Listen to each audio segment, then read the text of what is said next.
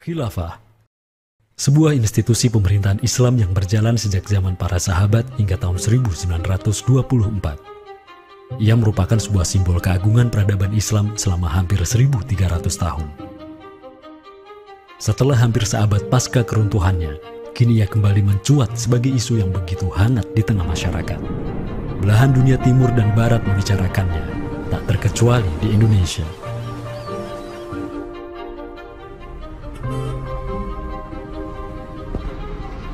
Perdebatan tentang khilafah tak terhindarkan, apakah ia pantas diterima atau tidak di zaman modern saat ini.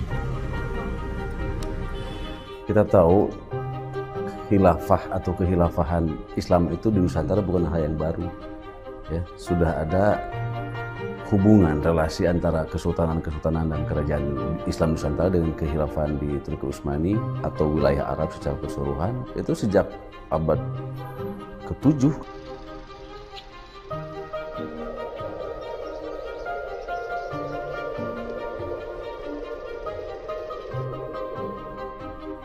Sejarah khilafah yang panjang di pentas dunia telah memainkan debutnya di Nusantara. Islam yang diemban para punggawanya telah menjadikan Nusantara jaya dan menjadi sumber utama perlawanan terhadap para penjajah. Inilah kisah tentang Nusantara dan jalinannya dengan sang negara adidaya.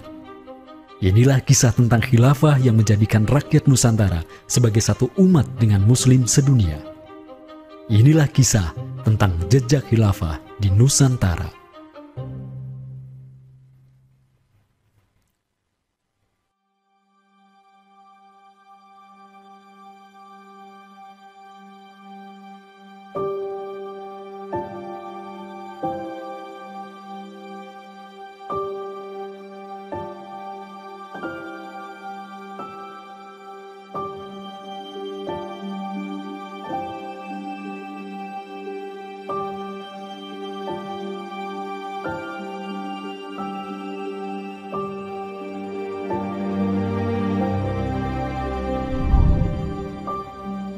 Senin, 12 Rabiul Awal tahun 11 Hijriah, bertepatan dengan tahun 632 Masehi.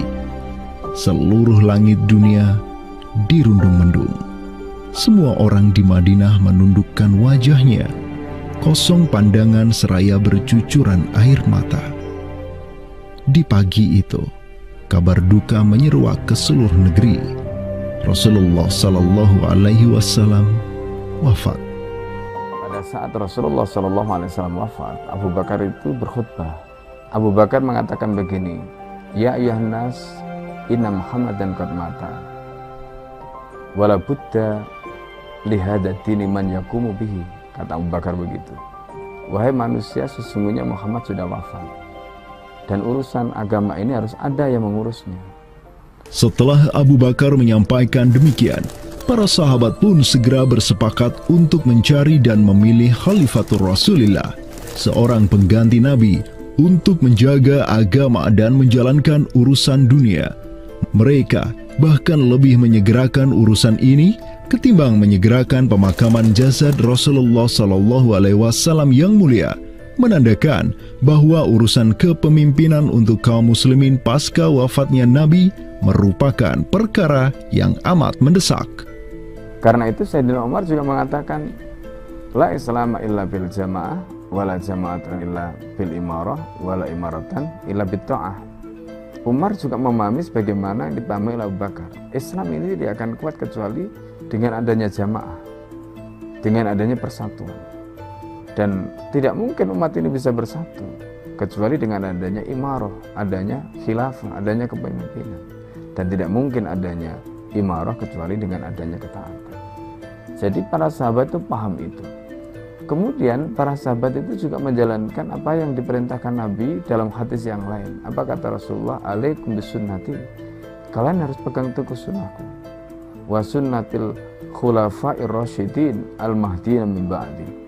Dan sunnah para khalifah rasyidin al-mahdiyyin min ba'di, mendapatkan petunjuk setelahku. Kemudian Nabi mengatakan, Addu alaiha bin nawajidi. Kalian harus gigit sunnah itu dengan menggunakan gigi geram dan jangan dilepaskan. sunnah yang ditinggalkan oleh para khulafaur rasyidin itu apa? Pertanyaannya begitu. Jawabannya tidak lain adalah khilafah itu, sistem khilafah itu. Maka di Saqifah Bani Sa'idah bersepakatlah kaum muslimin untuk memilih Abu Bakar sebagai khalifah pertama untuk mengatur negara mereka yang disebut sebagai khilafah Islamiyah. Negara khilafah di bawah kepemimpinan Abu Bakar dan khalifah-khalifah setelahnya, Umar bin Khattab, Utsman bin Affan, dan Ali bin Abi Thalib, cepat sekali berkembang. Mereka memperluas wilayah khilafah hingga mendobrak dua negara adidaya saat itu, Kekaisaran Persia dan Imperium Romawi. Semua aktivitas ekspansi tersebut merupakan realisasi kebijakan politik luar negeri khilafah Islamiyah, dakwah, dan jihad. Sementara di Timur Tengah sedang terjadi revolusi tauhid yang luar biasa dengan munculnya negara adidaya baru yang bernama Khilafah Islamiyah. Jauh di sebelah timur, terbentang sehamparan kepulauan yang teramat luas wilayahnya. Masing-masing pulau ini begitu hijau hutannya, mata air mengalir dengan begitu derasnya, disertai kekayaan alam yang melimpah ruah jumlahnya, baik di bawah maupun di atas tanah, baik sebelum maupun selepas pantai. Negeri itu dikenal sebagai Nusantara. Diapit oleh dua benua dan dua samudra, amatlah strategis posisi wilayah Nusantara, menjadikan ia sebagai pelabuhan dagang yang ramai, tempat bertemunya bangsa-bangsa dunia. Kala itu, belumlah penduduk di Nusantara mengenal Islam, sementara kehidupan mereka sedang diselimuti oleh kegelapan. Namun, tatkala Islam sedang membara di Timur Tengah, tentu sampailah pengaruhnya ke Nusantara.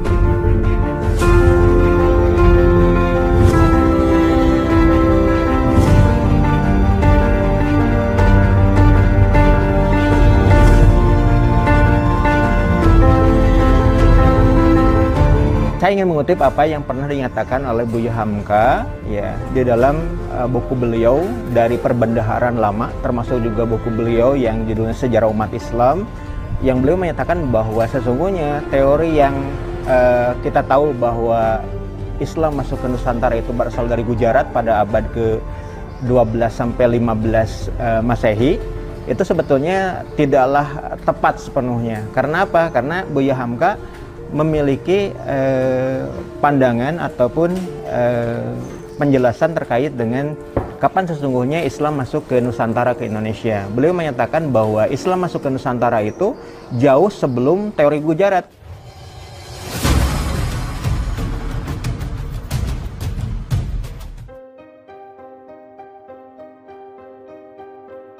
Di bawah pemerintahan Khulafaur Rasyidin yang wilayahnya membentang dari Afrika Utara sampai Persia, perdagangan kaum muslimin berkembang pesat dengan dikuasainya pelabuhan-pelabuhan strategis di Samudra Hindia. Hubungan diplomatik dan komersial pun terjalin dengan sejumlah kerajaan dari India sampai Cina. Sui Tang Xiu, sebuah kronik kuno dari dinasti Tang di Cina mencatat, telah datang serombongan utusan khilafah ke hadapan penguasa Cina di tahun 651 Masehi, di mana tahun tersebut merupakan masa Khalifah Utsman bin Affan. Hubungan khilafah dengan dunia timur terus berlanjut sampai di mana khilafah beralih ke pemimpinannya di bawah otoritas Bani Umayyah. Apabila hubungan negara khilafah dengan kekaisaran Cina sudah terjalin sejak masa Khulafaur Rasyidin melalui jalur laut, tentulah utusan khilafah akan melalui wilayah Nusantara yang menjadi penghubung antara Timur Tengah dan Asia Timur. Dan di ujung paling barat wilayah Nusantara, terdapat pulau besar yang kala itu dikenal oleh bangsa Arab sebagai Sribuza, pelafalan mereka untuk menyebut kerajaan Sriwijaya. Pelabuhan-pelabuhan di kerajaan Sriwijaya senantiasa menjadi titik transit setiap kapal yang hendak melanjutkan perjalanannya.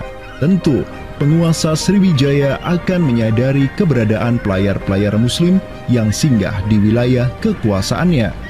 fakta bahwa kerajaan Maharaja Indravarman di Sriwijaya itu ada komunikasi dengan Daulah Umayyah, mengirim surat 2 kali yang isi suratnya itu dari raja dengan 1000 gajah ya dan sebagainya, yang menunjukkan surat menyurat seabad itu yang menunjukkan ada hubungan kekhilafahan dengan Nusantara. Dan secara historis ya sangat logis ketika itu superpower dunia adalah khilafah. Surat yang dikirim oleh Maharaja Sri Indrawarman dari Sriwijaya tersebut dialamatkan ke Damaskus, ibu kota Khilafah Umayyah yang saat itu dipimpin oleh Khalifah Umar bin Abdul Aziz. Dalam surat itu disebutkan, min malikil amlak alladhi huwa ibnu alfi malik walladhi tahtahu bintu alfi malik walladhi fi marudatihi alfu filin walladhi lahu nahrani yumbitani al-auda wal-allawha wal-jawza wal-kafura alladhi yujadu rihuhu ala masirati 12 milan ila malikil arab alladhi la yushriku billahi syai'an. Amma ba'du, fa inni qad ba'athtu ilayka bihadiyatin wa ma hiya bihadiyatin walakinnaha tahiyatun wa ahbabtu an tab'atha ilayya rajulan yu'allimuni al-islama wa yuwaqqifuni ala hududihi wassalam. Maka di bawah kepemimpinan sang Khalifah Umar bin Abdul Aziz, khilafah menyebarkan rahmatan lil alamin ke segala penjuru dunia, termasuk Nusantara.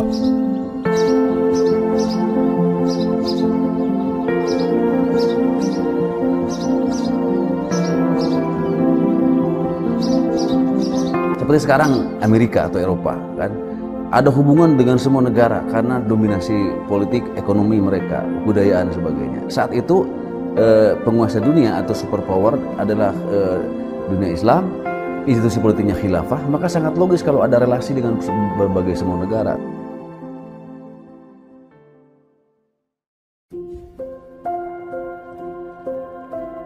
Tahun 1258, dari arah timur datanglah segerombolan pasukan yang mengerikan. Tubuh mereka besar-besar bak raksasa, berkulit kuning dan begitu mahir berpanah dan mengendarai kuda. Inilah pasukan Mongol yang datang dari utara Cina. Khalifah Al-Musta'sim itu dibunuh oleh Hulagu Khan, ya, pemimpin tentara Mongol. Kemudian pasca penaklukan Baghdad, itu Baghdad menjadi kota kosong, ya. Penduduknya dibantai, khalifah dibunuh, ya. Kotanya dibakar, perpustakaannya dihancurkan, wah pokoknya kacau sekali lah. Nah, tapi ternyata banyak keluarga Abbasiyah, ya, dinasti Bani Abbasiyah yang dia itu selamat dari pembantaian orang-orang Mongol, dan mereka itu akhirnya berdiaspora, mengungsi, ya. Ada yang berdiaspora, ada yang mengungsi ke Hijaz, ada yang mengungsi ke daerah Najd, ya, ada yang mengungsi ke daerah Mesir. Ada satu keturunan Abbasiyah, Bani Abbasiyah, yang dia itu mengungsi sampai ke Aceh, gitu. Dimana Aceh itu dulu, ya, negara yang berkuasa di sana adalah Samudra Pasai.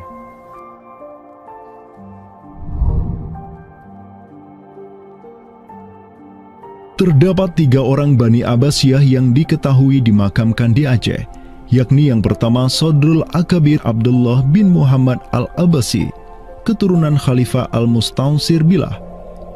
Kedua, istrinya Siti Rahiman binti Malikul Mu'azzam, dan ketiga, anaknya Sodrul Akabir Yusuf bin Abdullah Al-Abbasi. Mereka bertiga dimakamkan di kompleks yang sama.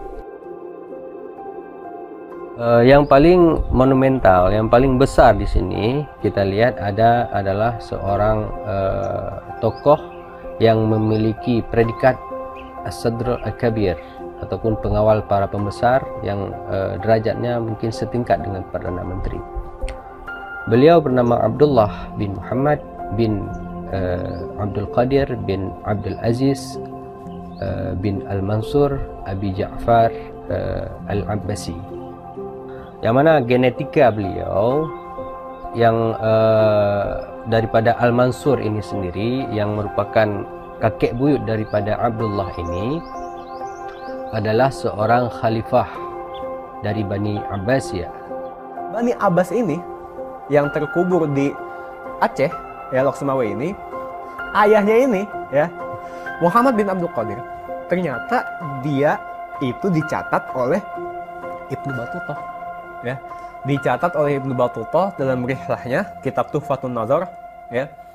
Nah, dia itu ayahnya Abdullah bin Muhammad Sodrul Akabir yang di Pasai itu menjadi gubernur, ya, menjadi gubernur di mana? Di daerah India, gitu, dicatat oleh Ibnu Battuta, gitu, ya. Dan Ibnu Battuta mencatat sultan-sultan di India itu begitu hormat, ya, begitu taat, dan mereka itu memuliakan keturunan Khalifah Abbasiyah ini, ya, keturunan Khalifah Al-Mustansir Billah, begitu. Nah, ini mengindikasikan bahwasanya apa? Sultan-sultan India itu begitu memuliakan, dan mereka itu dalam satu riwayat lain juga membaiat Khalifah Abbasiyah yang ada di Mesir.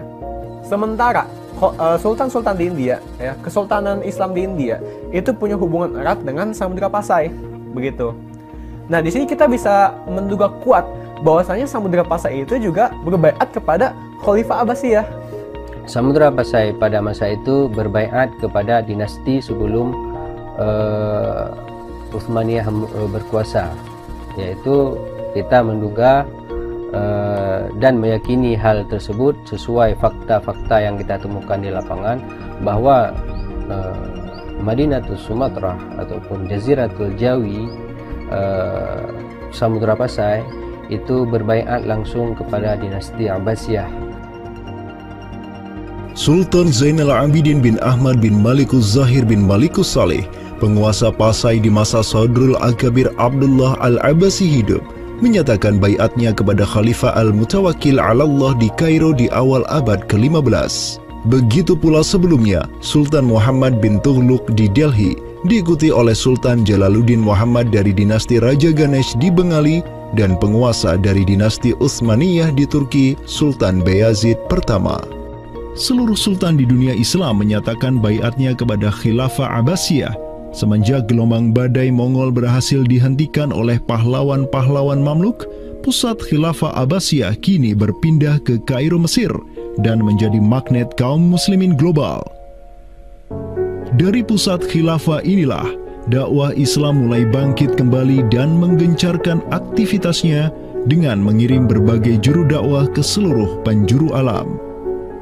Dengan Samudra Pasai yang mendaulatkan dirinya sebagai Darul Islam yang berbaiat kepada Khalifah, Samudra Pasai mengemban tugas untuk mengubah seluruh Asia Tenggara dari Darul Kufri menjadi Darul Islam.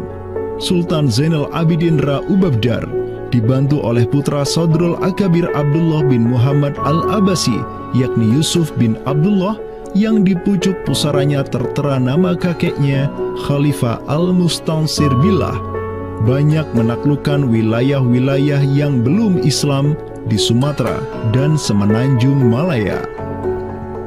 Seperti Ra Ubabdar. Ra Ubabdar itu berasal dari dua kata, Ra dan Ubabdar, yang mana artinya adalah penguasa gelombang. Ini adalah sebuah predikat yang sangat luas sebenarnya maknanya. Sesuai dengan masa yang ditorehkan pada waktu tersebut, bahwa Sultan Zainal Abidin Ra Ubabdar bin Ahmad bin Muhammad bin Al-Malik Al-Salih ini adalah salah satu masa kegemilangan Samudra Pasai, yang mana kita ketahui setelah masa tersebut yang memimpin Kesultanan Sumatera adalah anak keturunan daripada beliau ini, yang jumlahnya sampai 11 orang sultan. Bergerak dan terus bergerak itu meluaskan dakwah Islamnya sampai ke pulau-pulau. Itu masa Zainal Abidin Ra Ubabdar, terutama penakluk gelombang yang dijuluki beliau itu melebarkan sayap itu sampai ke seluruh Asia Tenggara. Digelarilah Sultan Zainal Abidin Pasai dengan sebutan Ra Ubabdar, bahasa Persia untuk gelar sang penakluk gelombang, karena dengan arungan pasukannya yang luar biasa di atas gelombang laut Nusantara, ia membuka banyak sekali wilayah, seperti Malaka misalnya, di mana di sanalah Sultan Zainal Abidin Ra Ubabdar menempatkan putranya Sultan Mansur sebagai penguasa Darul Islam Malaka. Kesultanan Samudra Pasai banyak pula mengirimkan juru dakwahnya untuk meminta penguasa-penguasa Nusantara lain agar menerima Islam. Salah satu juru dakwah tersebut dikirim ke Jawa Timur, pusat pemerintahan rezim yang mendominasi wilayah Nusantara saat itu, Kerajaan Majapahit.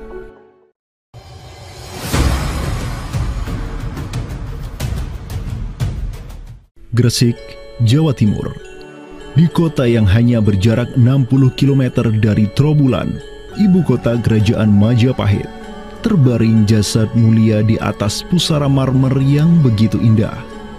Inilah kubur seseorang yang menginisiasi tegaknya Islam di tanah Jawa, Maulana Malik Ibrahim, yang kemudian dikenal sebagai Sunan Gresik.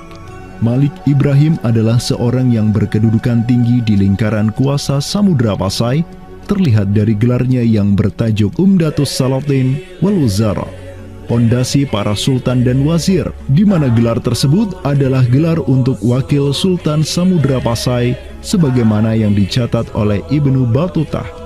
Gelarnya yang lain seperti Burhanud Daulah Waddin, penerang negara dan agama, adalah gelar yang disematkan kepadanya selayaknya gelar-gelar yang diberikan Khilafah Abbasiyah kepada pejabat-pejabat penting daulah, sebuah gelar yang begitu politis sekaligus agamis.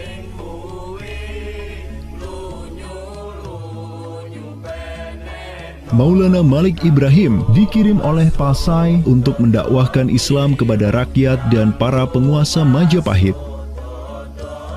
Banyak orang-orang dari kesultanan ini, Kesultanan Samudra Pasai, yang itu berbaiat langsung ke khalifah, itu mengirim orang-orang atau orang-orang Pasai itu banyak bermigrasi ke daerah-daerah lain di Nusantara.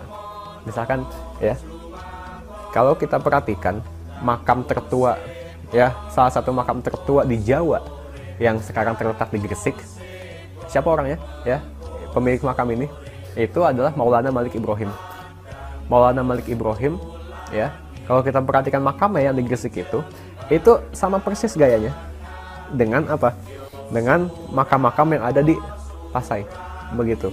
Nah, ini merupakan bukti bahwasanya Sunan Gresik itu pernah ada di Pasai ya, dan dia itu ya tahu sendiri lah ya, bahwasanya Maulana Malik Ibrahim yang kemudian dikenal juga sebagai Sunan Gresik itu merupakan salah satu dari Wali Songo. Bersama kakek, paman, keponakan, cucu cicit dan murid-murid pilihannya yang kemudian disebut Wali Songo, Maulana Malik Ibrahim berdakwah di Jawa dan menyebarkan Islam di kalangan penduduknya. Mereka mendapat sokongan penuh dari negara yang berkuasa di Samudra Pasai, kesultanan yang berbaiat kepada Khilafah Abbasiyah. Dakwah mereka terus berkembang, perlahan namun pasti, dan mulai melumat persendian kuasa Majapahit yang mulai keropos akibat kekacauan internal mereka sendiri.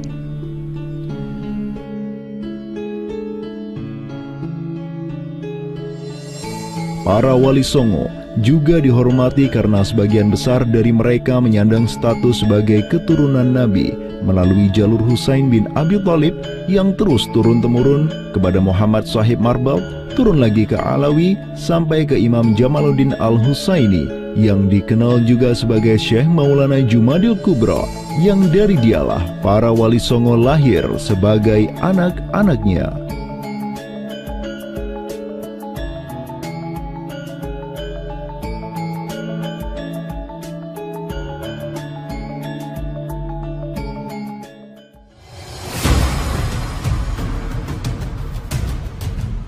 Bertolak dari Gresik, dakwah para wali menyebar ke kota-kota lainnya di Pulau Jawa, bahkan sampai keluar Jawa seperti Maluku, Ternate, Makassar, Kalimantan, dan sebagainya. Selain kalangan rakyat, banyak pula pejabat-pejabat Majapahit yang tercerahkan dengan Islam dan sukarela mengucap syahadatain, seperti para adipati Majapahit di Palembang, Cirebon, Semarang, Pekalongan, Jipang, sampai Mataram. Tak tanggung-tanggung, di antara mereka yang berislam bahkan merupakan sang putra mahkota Majapahit sendiri, Pangeran Jimbun alias Raden Patah, yang merupakan buah dari pernikahan Raja Brawijaya kelima dengan seorang putri Cina. Ketika dewasa, Raden Patah belajar kepada Sunan Giri di Surabaya, kemudian diangkat menjadi Adipati Demak oleh ayahnya. Kemudian di tahun 1478, Brawijaya kelima digulingkan oleh pesaingnya dari Kediri, Girindra Wardana. Tahta Majapahit yang diduduki oleh musuh ayahnya lantas membuat Raden Patah di Demak beserta seluruh elemen Islam di Jawa pimpinan para Wali Songo bangkit berjihad melawan Girindra Wardana dan penerusnya Patih Udara. Mereka terus berjihad dengan penuh keberanian hingga akhirnya berhasil melumat kekuasaan Majapahit yang dipegang oleh para pemberontak dari pihak Girindra Wardana dan Patih Udara. Kaum muslimin pun meraih kemenangan hingga akhirnya mereka berhasil memproklamirkan berdirinya sebuah daulah Islam pertama di tanah Jawa, Kesultanan Demak, pada tahun 1482. Digelari Raden Patah sebagai Senopati Jimbun Ningrat Ngabdurrahman Panembahan Palembang Saidin Panatogomo, atau dengan gelarnya dalam bahasa Arab Sultan Syah Alam Akbar Al-Fatah. Dialah Sultan yang telah memfutuhat Jawa menjadi Darul Islam. Dengan berdirinya Demak sebagai daulah Islam pertama yang berdaulat di tanah Jawa, bertambahlah kuat bargaining politik Islam di kawasan Nusantara bersama-sama dengan Kesultanan Samudra Pasai di Sumatera, Kesultanan Malaka di Semenanjung Malaya, Kesultanan Brunei di Borneo, Kesultanan Sulu di Filipina, begitu pula Sultan pertama di Ternate, Sultan Zainal Abidin, yang pernah menimba ilmu ke Jawa di bawah bimbingan Sunan Giri. Dalam rentang abad yang bersamaan, kemenangan daulah Islam di kawasan Nusantara juga diiringi dengan penaklukan Konstantinopel, ibu kota Romawi Timur, oleh salah seorang sultan dari Bani Uthmaniyah, Muhammad Al-Fatih. Penaklukan Konstantinopel sekaligus menandakan tamatnya riwayat Imperium Romawi Timur untuk selama-lamanya. Penaklukan Konstantinopel pada tahun 1453 oleh Muhammad Al-Fatih, sang Sultanur Rum, merupakan realisasi dari janji yang telah terucap ratusan tahun sebelumnya oleh lisan mulia sang Sayyidul Mustafa, Rasulullah Muhammad Sallallahu Alaihi Wasallam. Sungguh, Konstantinopel akan benar-benar ditaklukkan. Sebaik-baik pemimpin adalah pemimpin yang berhasil menaklukkan Konstantinopel, dan sebaik-baik pasukan adalah pasukan yang menyertainya. Dengan dikdayanya kuasa Islam di tanah Rum, menjadikan para penguasa Uthmaniyah mempunyai citra istimewa di kalangan rakyat Nusantara.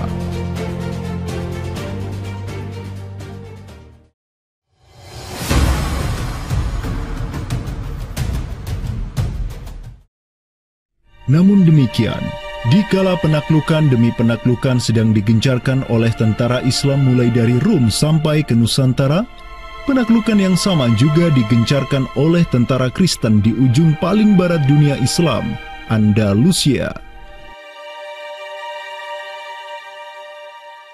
Berbeda dengan penaklukan yang kaum muslimin lakukan, di mana penduduk asli suatu tempat diberi toleransi yang luar biasa atas agama dan properti mereka, tentara Kristen Portugis dan Spanyol menaklukkan wilayah Islam di Andalusia yang saat itu sudah terpecah menjadi Reyes de Taifas atau Mulukhut Tawaif atau kerajaan-kerajaan yang saling tercerai-berai.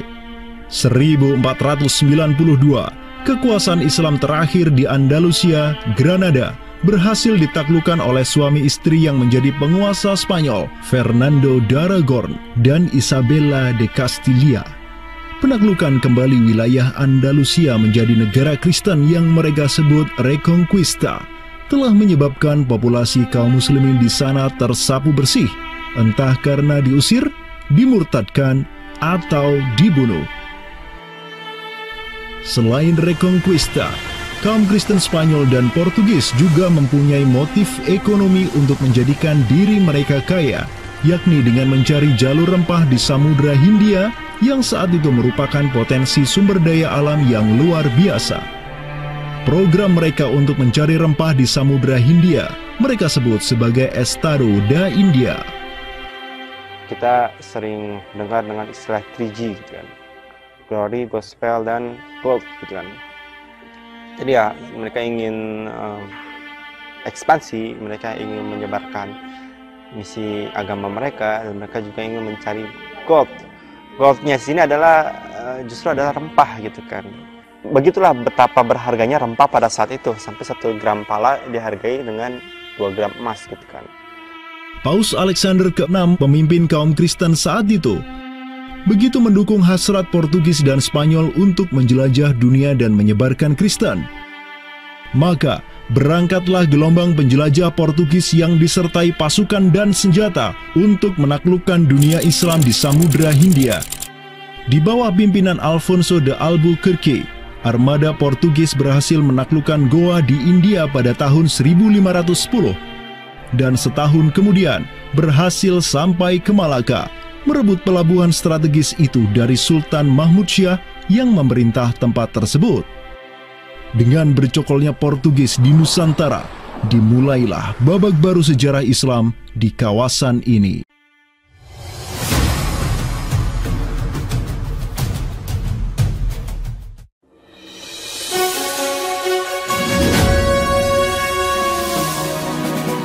Sementara di Nusantara tengah berlangsung gejolak dengan hadirnya Portugis yang berpusat di Malaka.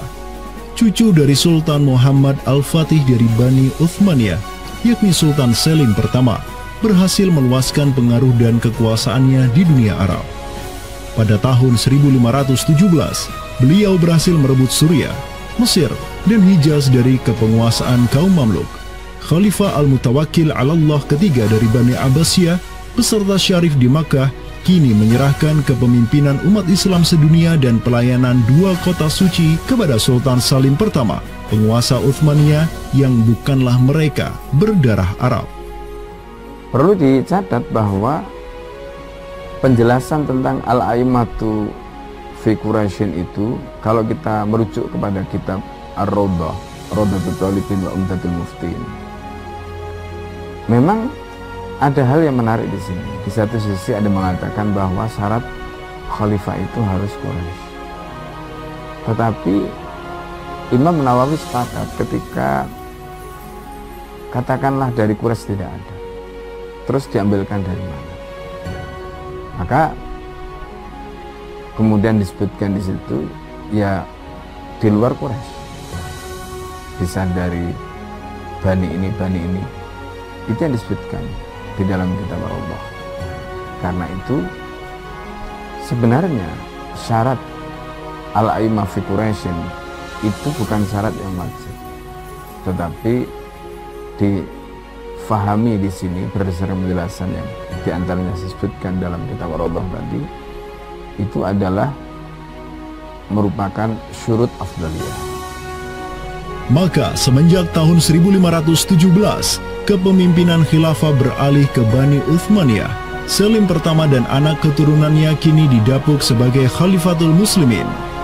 Amirul Mukminin, Khadimul Haramain, Al-Ghazi fil Barraini wal Bahraini, Zilullah fil Alam, Padisyah wa Khilafat Penah.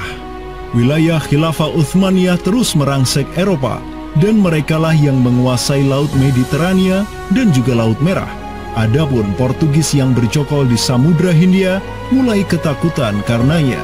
Karena dengan munculnya khilafah Uthmaniyah sebagai negara Islam yang adidaya, solidaritas Muslim sedunia akan bangkit kembali karena memiliki perisai kuat di sisinya.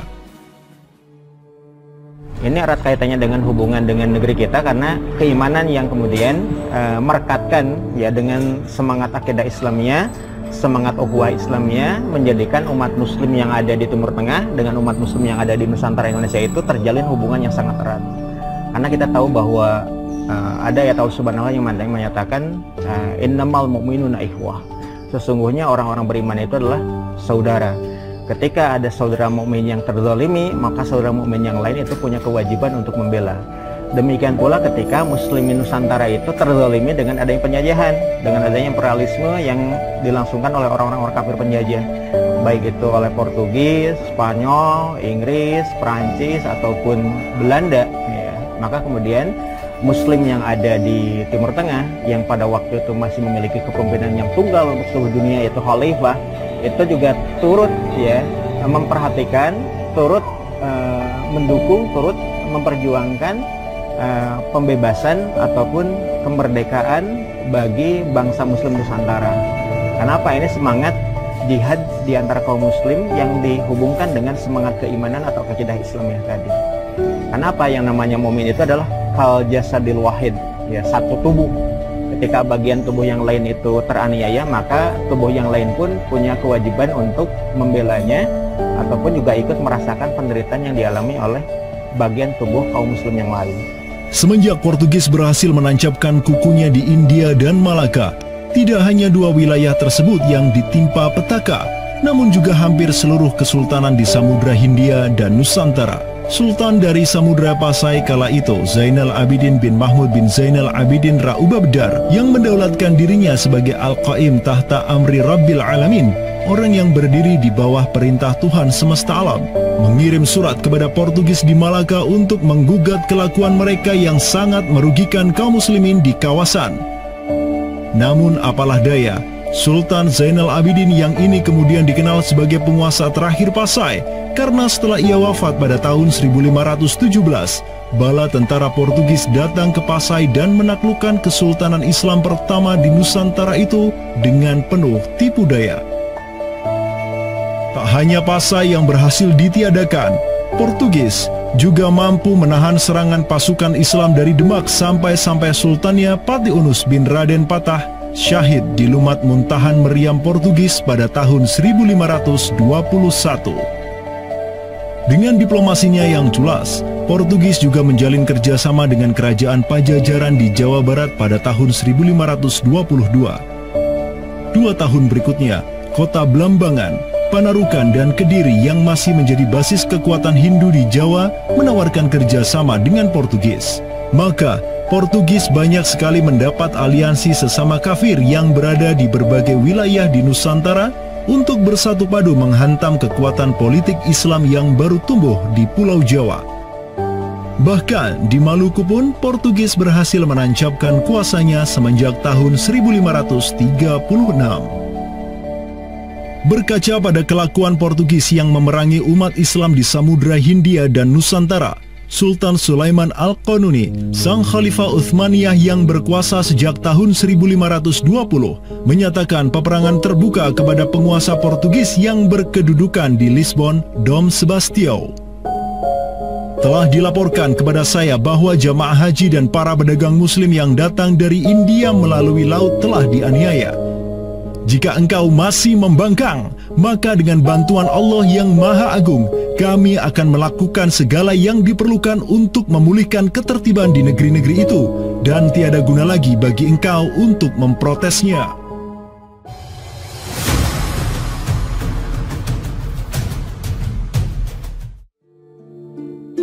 Penjaga kedaulatan Islam di Sumatera yang harum selama ratusan tahun, Samudra Pasai, kini sudah sirna di bawah kungkungan Portugis.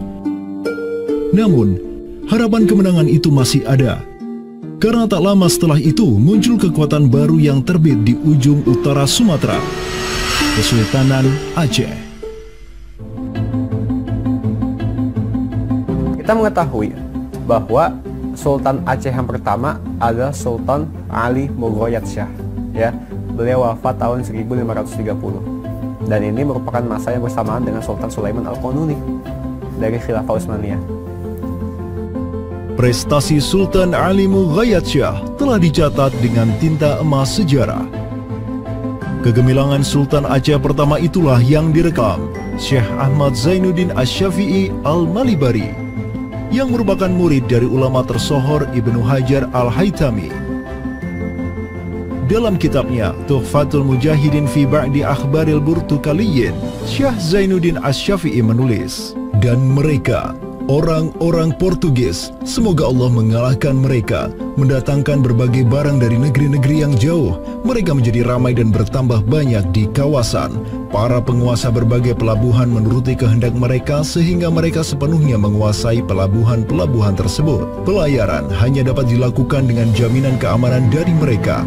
Perdagangan dan kapal-kapal mereka bertambah banyak dan sebaliknya, perdagangan muslimin di luar kapal-kapal dan benteng-benteng yang mereka bangun makin merosot. Tiada seorang pun yang dapat merebut kota-kota pelabuhan itu selain Sultan yang mujahid, Ali Al-Ashi. Semoga Allah menerangkan kuburnya.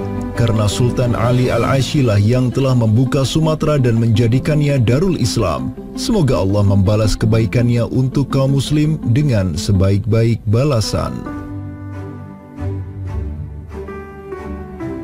Kalau kita perhatikan makam Sultan Ali Mugoyatsya, di situ ada kalimat menarik yang terpampang di inskripsi makamnya. Al-Ghazi fil barri wal bahri yansuruhullah. Ya, bahwasanya Sultan Ali Mugoyatsya itu juga dikenal sebagai Al-Ghazi, ya, petarung fil barri wal bahri.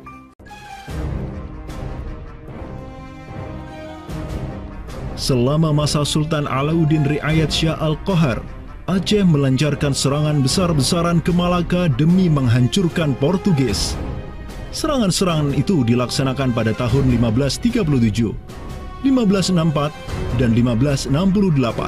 Pada serangan yang ketiga di tahun 1568, armada raksasa berkekuatan 15.000 Ghazi Aceh, 400 Janissaris dari Khilafah Uthmaniyah, dan 200 meriam monster karya para ahli senjata Uthmaniyah berangkat ke Malaka yang dikomando langsung oleh Sultan Alauddin Riayat Shah Al-Qahar. Portugis yang bercokol di Malaka benar-benar kewalahan dan hancur berantakan ketika diserang bertubi-tubi oleh pasukan Aceh.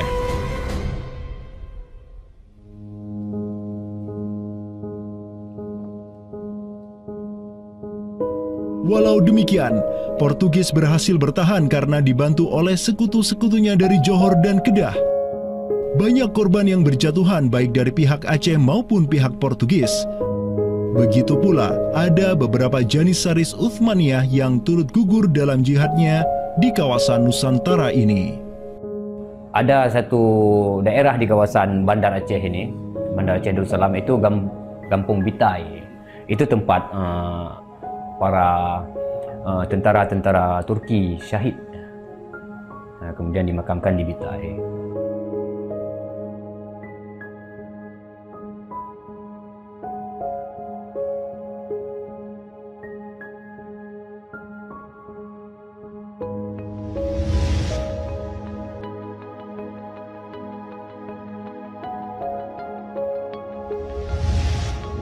Mungkin kita melihat juga dari segi numismatik atau mata uangnya, banyak sekali dirham-dirham Turki Utsmani kita temukan di sini. Ini adalah Gampung Pande, sebuah rawa kumuh yang terletak di tepi pantai Kutaraja, Banda Aceh. Semenjak tahun 2006, tempat ini sudah dijadikan sebagai tempat pembuangan akhir untuk sampah dan tinja. Kemudian sempat pula ingin dibangun di atasnya instalasi pengolahan air limbah atau IPAL oleh Pemda setempat. Namun siapa sangka, di tempat yang nasibnya begitu menyedihkan hari ini, di tahun 2013 lalu, telah ditemukan tidak kurang dari 6.000 keping dinar dan dirham yang dicetak oleh Khilafah Utsmaniyah dan Kesultanan Aceh. Dari Sultan Sulaiman Al-Qanuni kita temukan di sini. Kemudian Sultan Murad juga kita temukan di sini. Gampung Pande yang merupakan salah satu kawasan Islam tertua di Aceh, di mana di sanalah terdapat ribuan makam tokoh-tokoh penting Islam yang datang dari seluruh penjuru negeri. Dan beginilah nasibnya sekarang, terhinakan oleh orang-orang yang melupakan sejarah besarnya, tak tersentuh oleh peradaban modern yang durhaka kepada sejarah Islamnya. Walau demikian, kenangan tentang mereka takkan pernah hilang dan akan terus teringat oleh anak cucu kita. Mereka akan terus mengingat bahwa orang tua kita dahulu, para penguasa kita yang soleh dulu, pernah menyatakan baiatnya kepada Amirul Mukminin, khalifahnya umat Rasulullah Sallallahu Alaihi Wasallam. Inilah kubur orang yang dirahmati lagi diampuni. Dialah Al-Ghazi, sang petarung di jalan Tuhan semesta alam, penentang kaum kafir dan musyrikin, pecinta kaum fakir dan miskin, Sultan Alauddin Riayat Shah, naungan Allah di muka bumi, putra Sultan Ali Mughayat Shah. Semoga Allah menyiramkan rahmat ke atas pusaranya dan menjadikan surga tempat kediamannya.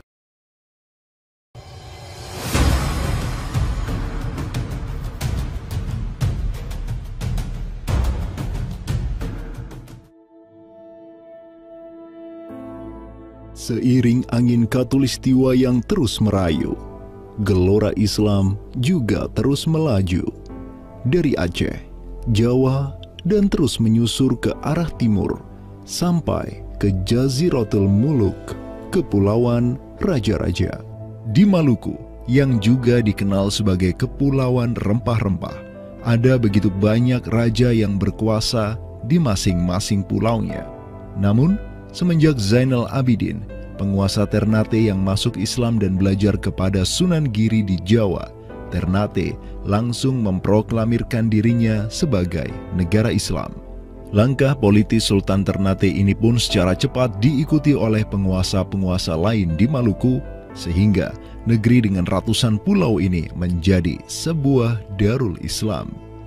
Tatkala Portugis menaklukkan Malaka, sang jenderal Portugis Alfonso de Albuquerque mengirim 3 kapal di bawah pimpinan Francisco de Serrao. Mereka berhasil mencapai Maluku, kemudian berbasis di Pulau Ambon, Banda, dan Seram. Saat itu, para penguasa Islam di Maluku terutama Ternate dan Tidore menyambut baik kedatangan Portugis. Namun seiring waktu berjalan, kemudahan fasilitas yang diberikan para penguasa Maluku membuat kaum Portugis lupa diri.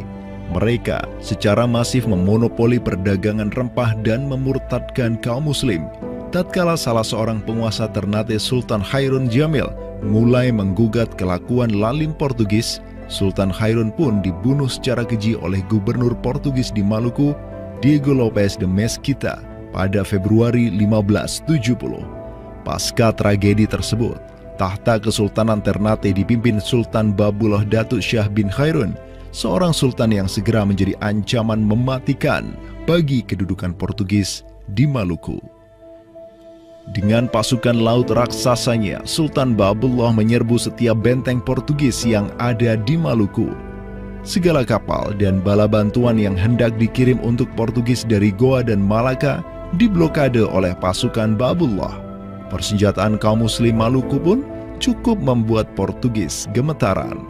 Karena selain menggunakan panah, tombak, dan pedang, Sultan Babullah juga menggunakan meriam monster hasil buah tangan Janissaris Utsmaniyah. Sultan Babullah itu mempekerjakan sekitar 20 ahli militer dari Khilafah Utsmaniyah. Gitu. Nah, orang-orang Utsmaniyah ini ahli militer dan mereka itu ahli juga persenjataan. Pasukan-pasukan persenjataan itu diproduksi oleh orang-orang Utsmani ini dan mereka itu mengajarkan kepada orang-orang Maluku, pasukan Sultan Babullah, untuk membuat senjata. 20 orang Utsmaniyah ini merupakan sebuah tim ahli senjata yang menjadi bagian dari pasukan Khilafah Utsmaniyah yang dikirim Khalifah Selim II kepada Sultan Alauddin Riayat Shah Al-Qahar di Aceh. Dengan pengalaman yang mereka dapatkan setelah membantu Sultan Aceh berjihad melawan Portugis di Malaka, 20 Janissaris ini melanjutkan perjalanan mereka dari Aceh menuju Ternate. Peperangan dan pengepungan pasukan Babullah untuk menyerang Portugis yang bersembunyi di benteng-benteng mereka terus berjalan selama 5 tahun, dari tahun 1570 sampai tahun 1575. Akibat pengepungan tersebut, kaum Portugis amat menderita dengan kelaparan, sampai-sampai mereka memakan anjing, tikus, sampai cicak demi bertahan hidup. Hingga akhirnya pada 27 Desember 1575, Portugis mengibarkan bendera putih. Mereka pergi dari Maluku untuk selama-lamanya dengan rasa malu yang tiada terperi. Sultan Babullah yang terus berkuasa sampai tahun 1583 terus mengekspansi banyak wilayah di timur Nusantara untuk menjadi Darul Islam. Raja Makassar, Karaeng Bonto Langkasa, berhasil Babullah Islamkan sehingga Makassar menjadi Darul Islam. Begitu pula dengan Luwuk, Banggai, Mindanao, Nusa Tenggara, Aru, Halmahera, Jailolo, Bacan, hingga Papua. Semuanya tunduk kepada Sultan Babullah sehingga ia dijuluki sebagai penguasa 92 pulau. Dengan prestasi yang demikian luar biasa, tentu Babullah tidak berdiri sendiri. Ada ikatan solidaritas dengan sultan-sultan Aceh, Jawa, sampai Filipina. Ikatan sebagai satu umat. Ikatan dengan satu akidah, akidah Islam. Ikatan dengan satu semangat, semangat jihad. Dan ikatan dengan satu kepemimpinan. Karena seluruh sultan di Nusantara tunduk dan begitu hormat pada Khilafah Utsmaniyah.